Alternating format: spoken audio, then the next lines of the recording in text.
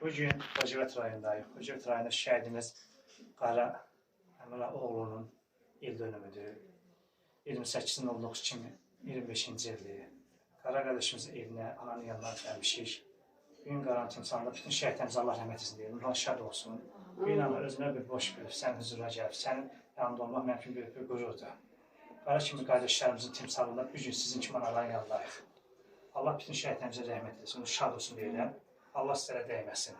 Bugün Qara qardaşımızın ruhu şaddır ki, sizin kimi gözəl anası var, sizin kimi gözəl ailəsi var.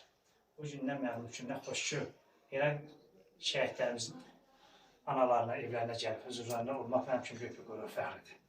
Bu gündən özümə bir boş bildim. Bugün bir buyururla sən kimi ananın yanına gəlmək mənim üçün bir şərəfdir. Allah Qaraya rəhmət etsin deyir, ruhu şad olsun.